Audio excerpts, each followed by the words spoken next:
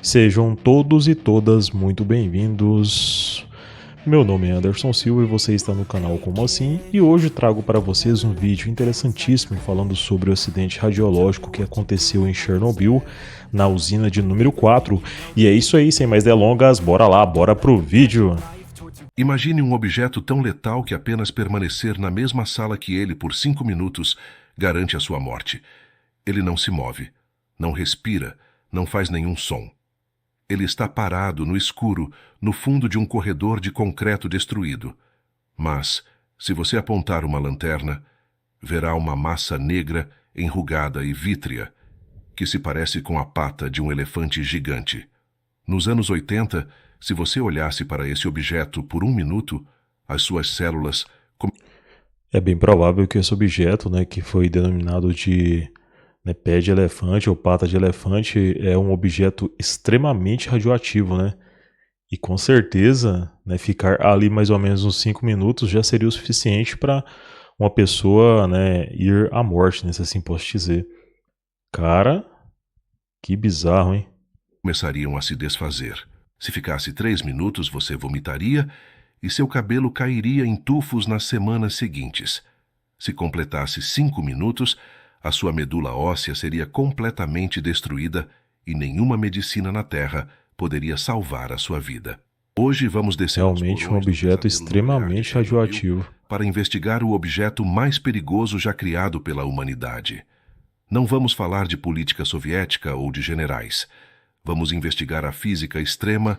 Lembrando para você que é novo aqui, se inscreva, beleza? Ativa o sininho de notificação para você receber todas as notificações aqui do canal, porque sempre quando a gente lançar um vídeo, o YouTube te avisa, beleza? Já é aqui de casa, curte pra caramba o conteúdo, deixa seu like aí, beleza? E vamos lá, vamos nessa.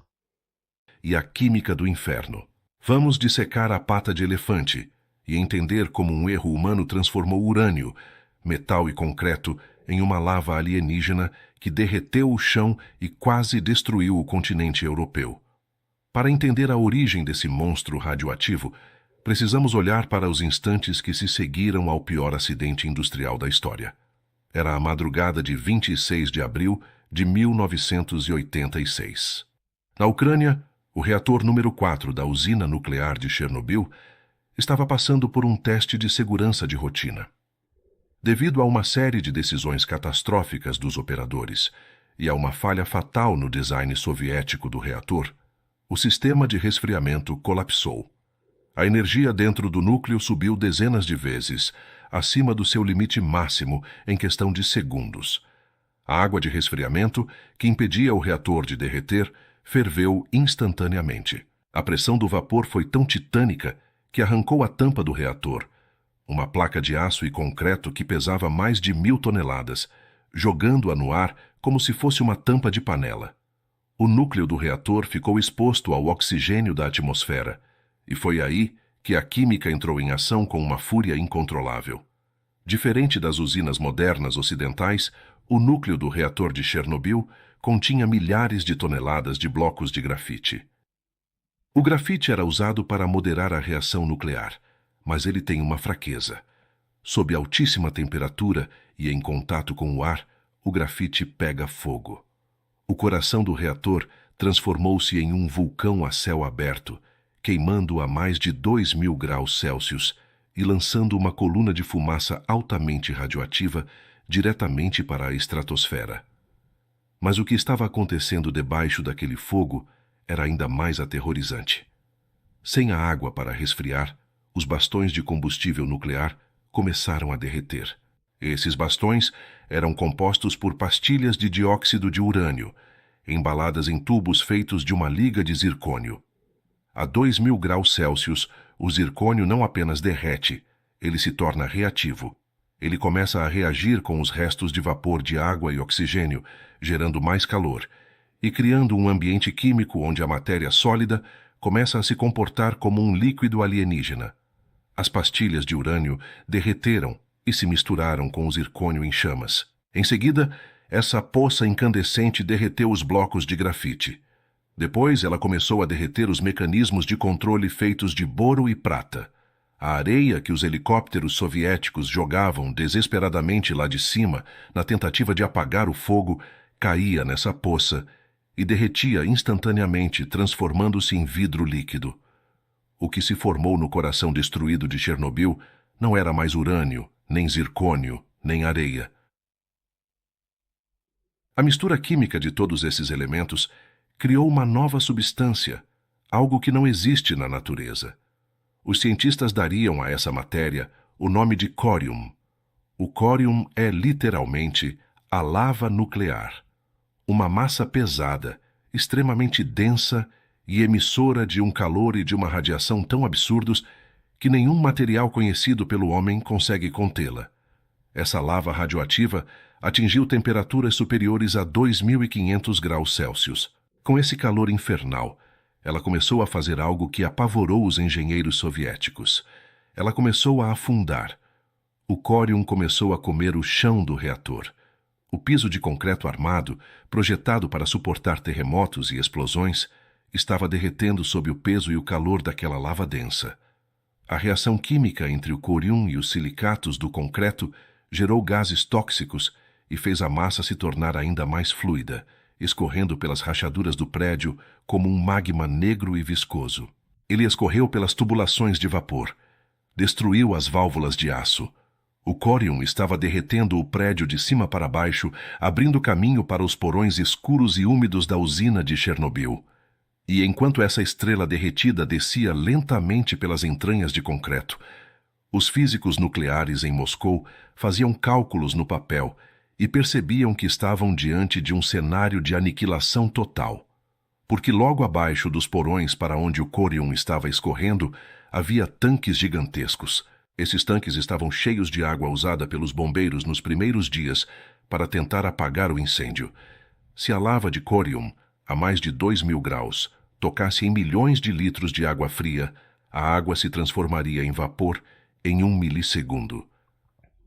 Para vocês verem o tanto que essa reação química que estava acontecendo era radioativa e ao mesmo tempo letal, né? Isso aí realmente foi algo que, né, nenhum ser humano poderia parar. Mas vocês vão ver mais à frente no vídeo que 3, né, homens entraram lá para tentar, de fato, né, dar uma amenizada na situação. A expansão térmica causaria uma segunda explosão. Mas desta vez, não seria uma explosão de vapor comum. A força poderia causar uma explosão de vapor massiva, capaz de destruir a usina e espalhar material radioativo por grande parte da Europa. Essa explosão vaporizaria o resto do material radioativo da usina inteira e o lançaria na atmosfera, transformando metade da Europa em uma zona inabitável. Cara, para vocês verem o tanto que, de fato, né, essa onda, né, radioativa iria ser destrutiva, né, em toda a Europa.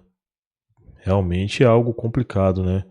Lembrando que, né, erros nesses lugares, né, não podem existir, né? São objetos, né, são reações químicas que às vezes os homens não controlam, né? De morte radioativa por centenas de anos. O monstro estava descendo. Ele precisava ser parado. 3 homens nada teriam que fácil. entrar naquela água escura e radioativa, no escuro absoluto, para tentar esvaziar os tanques antes que a lava chegasse. O relógio estava correndo contra o destino da Europa. A ameaça de uma segunda explosão em Chernobyl não era uma teoria distante. Era uma certeza matemática iminente. O corium, aquela lava negra e radioativa de mais de 2.000 graus Celsius, continuava derretendo o piso de concreto do reator a um ritmo assustador. Logo abaixo desse piso de 3 metros de espessura estavam os enormes tanques de supressão, cheios de milhões de litros de água usados nos primeiros dias de combate ao incêndio. Se o corium pesado e incandescente caísse naqueles tanques, a água se vaporizaria em uma fração de segundo. A expansão térmica criaria uma explosão de vapor tão colossal que destruiria os outros 3 reatores da usina, lançando todo o material radioativo deles para a alta atmosfera. O impacto não atingiria apenas a União Soviética. Os ventos levariam a morte nuclear para quase toda a Europa. Cidades inteiras se tornariam inabitáveis. Para evitar o fim do continente, a água precisava ser drenada, imediatamente. Mas havia um problema. As válvulas de drenagem estavam localizadas nos porões escuros, submersos em água radioativa, logo abaixo do reator derretido. O sistema automático havia falhado. Alguém teria que abrir as válvulas manualmente. Foi nesse momento que a engenharia e a ciência deram lugar ao sacrifício humano mais puro. Realmente não é fácil, né? Sabendo que você vai descer para, né, de fato tentar solucionar o problema ou amenizar o problema e, né, não vai sair dali vivo. 3 homens se voluntariaram para a missão que muitos consideravam um bilhete só de ida. Alexei Ananenko, Valery Bespalov e Boris Baranov. Eles eram engenheiros da usina. Eles conheciam o labirinto de canos melhor que ninguém. Eles vestiram trajes de mergulho, carregaram lanternas pesadas e dosímetros de radiação e desceram para as águas negras e tóxicas do porão. A escuridão era absoluta. A radiação na água era tão intensa que os dosímetros deles pararam de funcionar quase imediatamente. Eles estavam nadando Muita às cegas radiação. no escuro, tateando canos enferrujados sob os destroços do prédio, enquanto poucos metros acima de suas cabeças, a lava do corium continuava a derreter o teto. Se a lanterna falhasse, eles nunca encontrariam o caminho de volta. Se o corium caísse enquanto eles estivessem lá, seriam vaporizados instantaneamente. Navegando pela água fria e contaminada até a altura do peito, eles finalmente encontraram os enormes volantes de metal das válvulas. Eles giraram as válvulas com toda a força que tinham. E então, o som do alívio. A água começou a escoar. Os 3 homens conseguiram sair do porão com vida, e o nível da água baixou rapidamente. O cenário do apocalipse europeu foi evitado por questão de horas. Ao contrário de muitos mitos urbanos que dizem que os 3 mergulhadores morreram dias depois, a verdade é que todos eles sobreviveram àquela missão inicial, e 2 deles viveram até os anos 2000. Foi um triunfo da resiliência humana sobre o desastre. Convenhamos, né, expostos aí a alta radiação, ainda viveram bastante, né? Principalmente esses 2, né, que foi citado aqui no vídeo. Tecnológico. Mas o inimigo principal, o corium, ainda estava lá dentro. Sem a água para causar a segunda explosão, o corium continuou sua descida lenta. Ele derreteu os últimos metros de concreto armado, quebrou as tubulações de aço como se fossem plástico e, finalmente, penetrou no corredor subterrâneo, número 217. Longe do oxigênio e espalhado pelo chão frio e úmido do corredor subterrâneo, o magma nuclear começou a perder calor. Ele escorreu pelas paredes, endureceu e solidificou-se em uma massa vítrea, enrugada e acinzentada, pontilhada por cristais de zircônio e areia fundida. O monstro finalmente parou de se mover. Meses se passaram. No outono de 1986, os soviéticos construíram um sarcófago gigante de aço e concreto, ao redor das ruínas do reator 4 para tentar conter a radiação. O mundo exterior acreditava que o problema estava enterrado, mas os cientistas do Instituto Kurchatov em Moscou precisavam saber o que havia acontecido com o combustível nuclear. Onde estavam as 200 toneladas de urânio?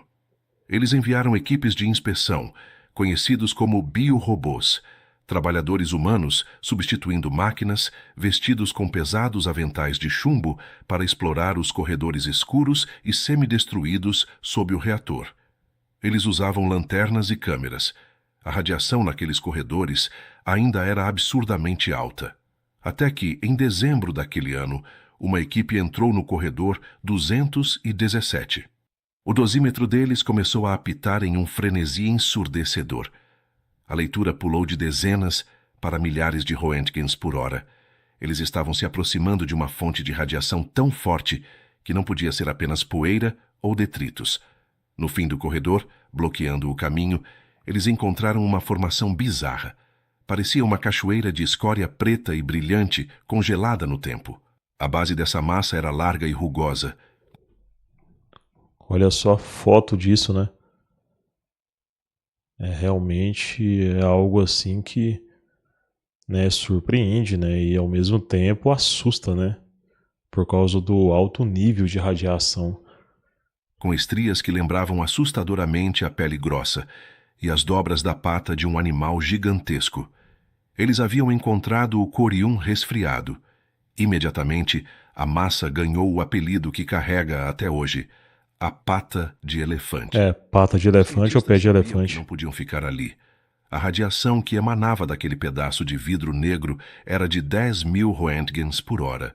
Para colocar isso em perspectiva médica, uma dose letal de radiação, capaz de matar um ser humano em poucas semanas, é de cerca de 400 roentgens. Ficar a 1 metro de distância da pata de elefante em 1986 entregava essa dose letal em menos de 3 minutos. 5 minutos perto dela garantiriam uma morte agonizante em 48 horas. A radiação gama atravessava o chumbo dos aventais como se fosse papel. De fato, né, é um alto nível de radiação, né? Com certeza esses aventais não aguentariam nada, né, perto dessa pata de elefante, né, desse corium que praticamente né, estava derretido e se solidificou, né? A pata de elefante era literalmente o objeto sólido mais tóxico e letal da superfície da Terra. Mas os cientistas precisavam de amostras. Eles precisavam saber a composição química daquela anomalia. Tentar fotografar a pata de elefante provou ser um pesadelo tecnológico. A radiação gama intensa não destrói apenas o DNA humano. Ela destrói os equipamentos eletrônicos e queima filmes fotográficos.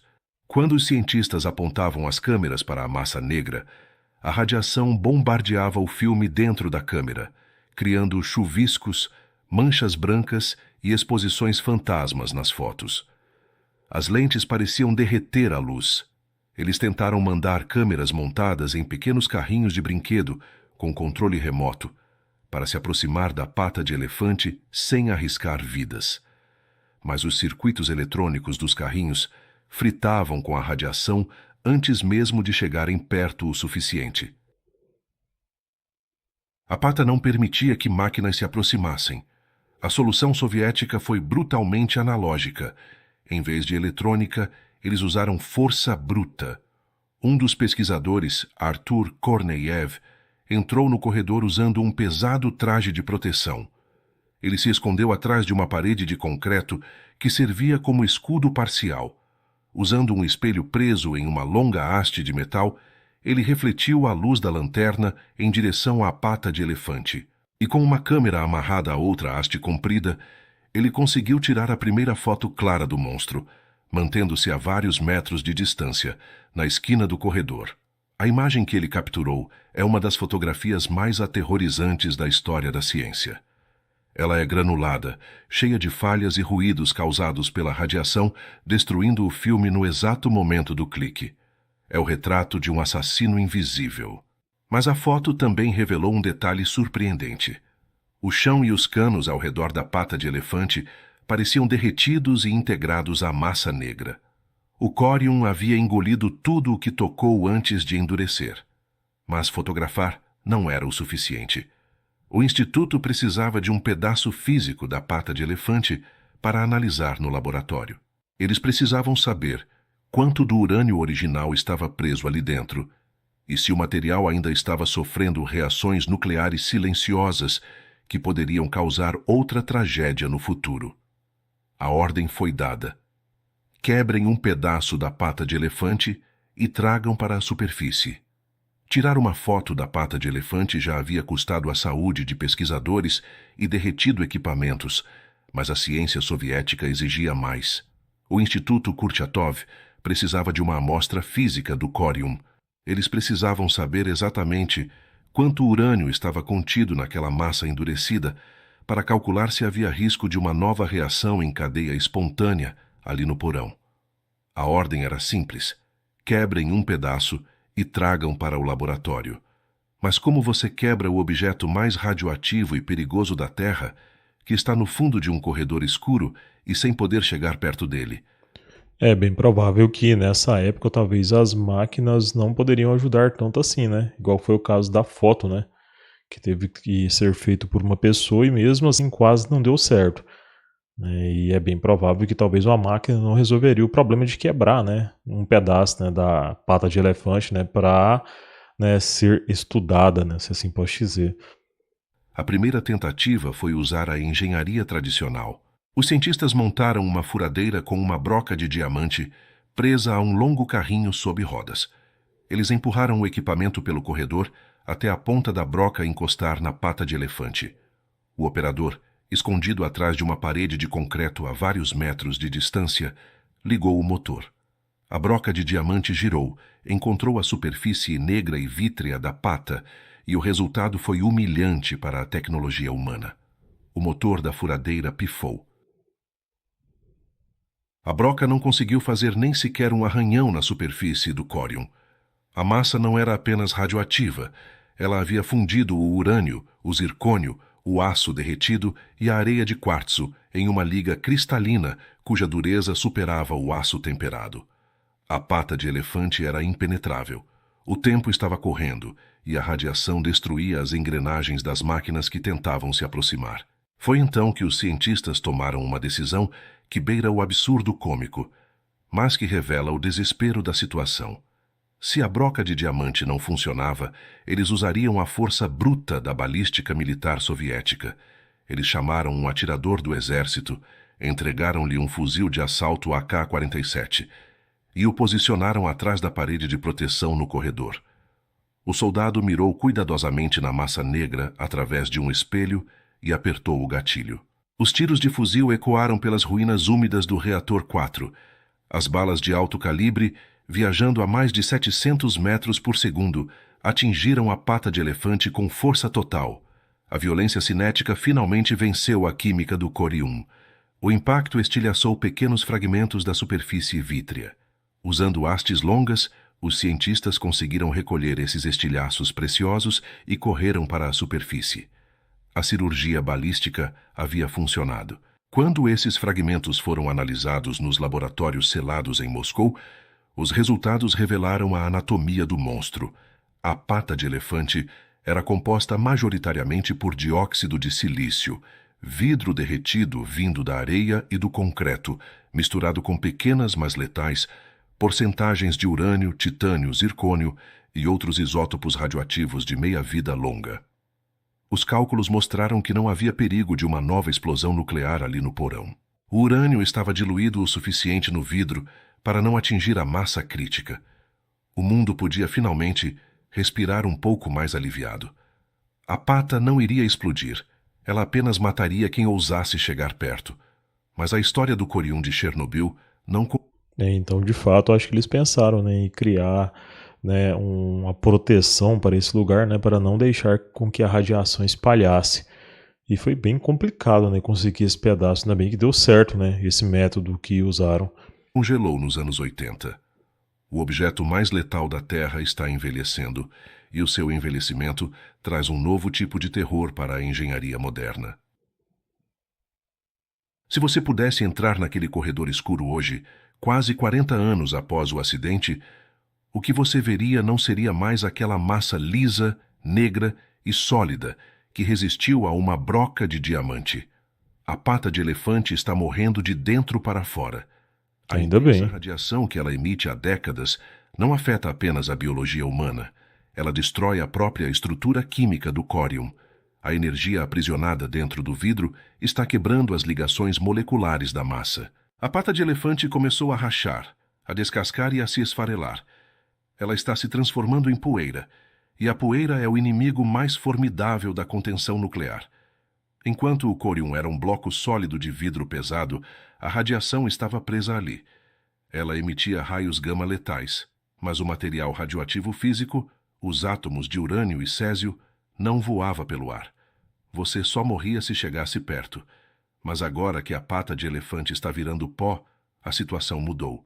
A poeira radioativa, fina como talco, é facilmente levantada por qualquer corrente de ar. Se inalada mesmo em quantidades microscópicas, Essas partículas se alojam nos pulmões e bombardeiam o tecido com radiação alfa e beta de dentro para fora, causando cânceres devastadores em questão de meses.